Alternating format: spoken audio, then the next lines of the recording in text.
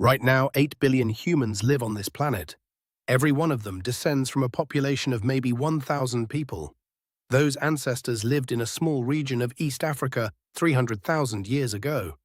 Today, their descendants cover every habitable surface: Greenland, the Sahara, Tokyo, Patagonia, the Tibetan Plateau. How did one species walk out of one valley and end up everywhere? The evidence sits in three places: bone fragments, mitochondrial DNA, and the seafloor. Anatomically, modern humans appeared in Africa around 300,000 years ago. The oldest fossils come from Jebel Irhoud in Morocco. Found in 1961 by miners, for roughly 240,000 years after that, humans stayed in Africa. The continent was warm, packed with game, rich in plant food. There was no reason to leave a place that worked. The first attempts to push out happened around 100,000 years ago. At Misliya Cave in Israel, archaeologists found a human jawbone dated to 180,000 years ago. At School and Kafse, more bones from 100,000 years ago. None of those early scouts left living descendants. Their lineages died out. The successful exodus came around 70,000 years ago. A group of maybe a few hundred crossed the southern end of the Red Sea. Sea levels sat 80 meters lower than today. The strait was narrow. Geneticist Spencer Wells calls them the founding population. Every non-African human alive today descends from that crossing. Your DNA carries the mark, a measurable genetic bottleneck. These humans moved along the coast: shellfish, fresh water, predictable food. Archaeologists call it the coastal migration route. By 65,000 years ago, they had reached northern Australia. That date comes from Madjedbebe rock shelter. Tools, ochre, grinding stones, getting there were required crossing open ocean, at least 90 kilometers between Indonesia and Australia. No one knows what those boats looked like. The oldest preserved boat we have is only 10,000 years old. Whatever they built worked. Aboriginal Australians have lived on that continent for 65,000 years, the longest continuous culture on Earth. Meanwhile, another branch turned north into Central Asia. Around 45,000 years ago, they entered Europe. The cro-magnon population. Europe already had people. Neanderthals had lived there for 400,000 years. For roughly 10,000 years, both species shared the continent. They traded, they fought, and they had children together. Every non-African alive today carries between 1 and 2% Neanderthal DNA. By 40,000 years ago, Neanderthals were gone. The reason still gets argued: climate, competition, interbreeding, disease, probably all four. Homo sapiens kept walking north into Siberia, into winters that hit 50 below zero. The Ust-Ishim man, found in western Siberia, lived 45,000 years ago. His genome shows a fresh Neanderthal mixture from only 7,000 years before. People at the northernmost limit anyone had pushed to, surviving on mammoth meat and tailored fur clothing. Then came the hardest crossing of them all. Between Siberia and Alaska sits the Bering Strait. Today, 50 meters of cold water. During the last ice age, that water was locked into glaciers. Sea levels dropped 120 meters. A grassland appeared where the ocean is now. The exposed land, known as Beringian, stretched about 1,000 kilometers wide.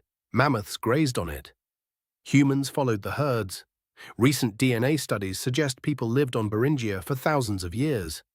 The standstill hypothesis, trapped between Siberian glaciers behind and the Laurentide ice sheet ahead. Around 16,000 years ago, the ice opened up. Some moved by foot through a corridor that emerged east of the Rocky Mountains.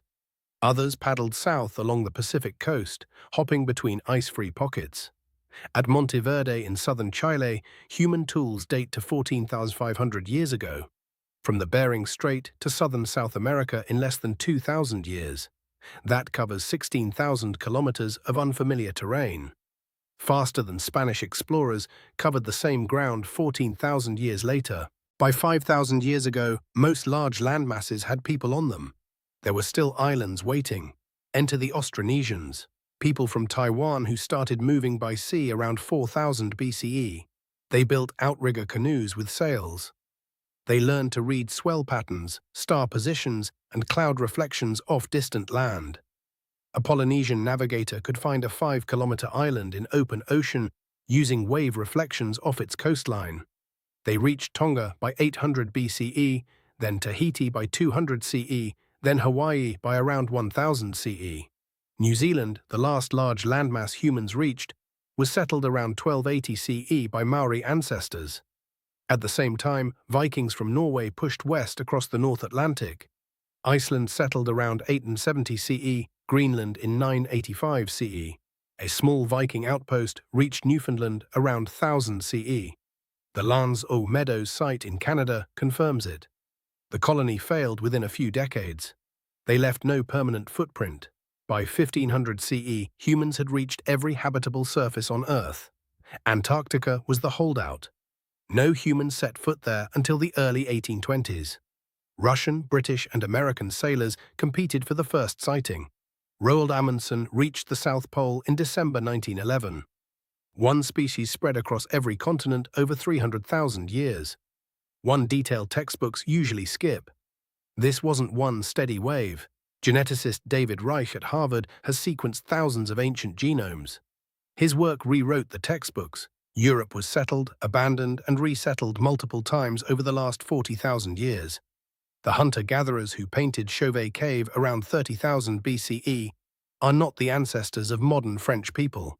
Their lineage was largely replaced by farmers from Anatolia around 8,000 years ago. Then again, by horse-riding pastoralists from the Pontic steppe around 5,000 years ago. The same pattern shows up in India, in China, and in Africa itself. Movement, mixing, and replacement happened constantly. Pure populations never existed. Now look at the math. Go back 10 generations and you have 1,024 direct ancestors. 20 generations back, over 1 million ancestors. 30 generations, roughly 1 billion. But 30 generations ago, only about 300 million people existed on the whole planet. The math collapses. Every line crosses every other line. Statistician Joseph Chang at Yale calculated this in 1999. The most recent common ancestor of every European alive today lived around 1,000 years ago.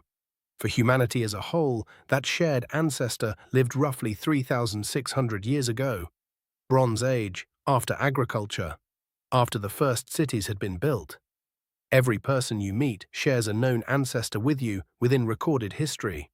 A taxi driver in Lagos, a rice farmer in central China, an elderly woman in Iceland. All within a few dozen generations of someone in your direct family line. Humans love drawing borders. The DNA inside refuses to honor them. The species walked out of Africa around 70,000 years ago with maybe a few thousand individuals. Their descendants now number 8 billion. Same lungs, same blood, same instinct to keep walking somewhere new and see what happens.